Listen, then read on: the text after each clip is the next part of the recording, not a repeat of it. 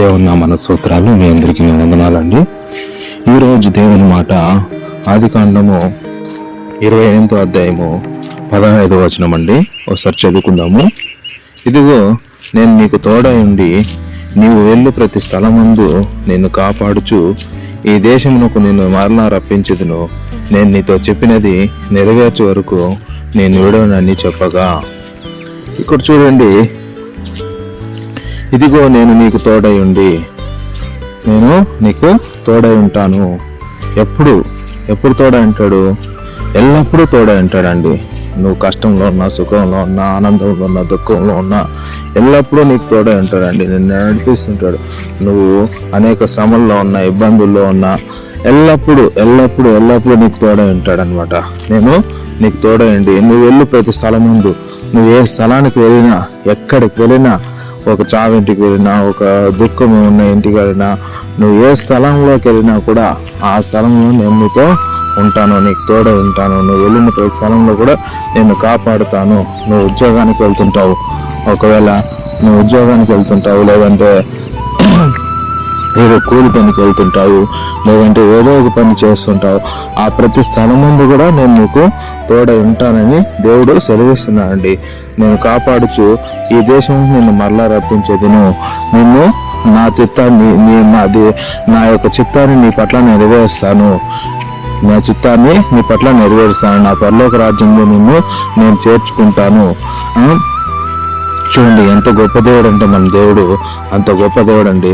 తన చిత్తాన్ని నీ జీవితంలో నెరవేర్చటకు నీకు తోడై ఉండు. నువ్వు వెళ్ళి ప్రతి స్థలంలో నేను కాపాడుచు ఆయన చిత్తాన్ని నీ జీవితంలో నెరవేర్చడానికి ఆయన ఎంతగా పాటుపడుతున్నాయంటే అంతగా దేవుడు నీ కొరకు కృప చూపిస్తున్నాడు, అంతగా నీపైన ప్రేమ చూపిస్తున్నాడండి. ఇంత గొప్ప దేవుడు ఎక్కడైనా మనకు దొరుకుతాడా? ఎక్కడా దొరకడండి. కాబట్టి నేను నీతో చెప్పినది నెరవేర్చే వరకు నేను విడవను. ఆయన ఈ మాటలన్నీ నీ జీవితంలో నెరవేర్చేంత వరకు నిన్ను విడవడు అనమాట. నువ్వే విడిచి వెళ్ళిపోవాలనుకున్నా కానీ దేవుడు నిన్ను విడవడు అనమాట. అది దేవుడు చెప్తున్న మాట. ఎందుకంటే ఆయన మాట ఎప్పుడు గొప్పది. ఆయన మాట చెప్పి తప్పేవాడు కాదు. ఈరోజు నీతో మాట్లాడుతున్న మాటలు దేవుడు గొప్పగా నేను దీవించాలని ఆయన నీ ద్వారా అనేక గొప్ప కార్యాలు జరిగించాలని నీకు తోడయండి, నిన్ను నడిపించి నువ్వు వెళ్ళే ప్రతి స్థలంలోనూ నిన్ను ఆశీర్వదించి కాపాడుచు ఆయన చెప్పినది నెరవేర్చే వరకు, ఆయన చిత్తాన్ని నీ జీవితంలో నెరవేర్చే వరకు నిన్ను విడవడు. ఒకవేళ ఈరోజు నువ్వు ఏదో ఇబ్బందిలో ఉండి, బాధలో ఉండి, ఒకవేళ చనిపోవాలని ఆలోచనలతో ఉంటూ, ఏదో ఒక ఇబ్బందులు వస్తావు, శ్రమలో ఉంటూ నువ్వు చాలా డిసిషన్స్ తీసుకుంటున్నావు, ప్రతికూల నిర్ణయాలు తీసుకుంటున్నావేమో, దయచేసి ఆ నిర్ణయాలు మార్చుకోండి. ఇదిగో దేవుడు నీతో మాట్లాడుతున్నాడు.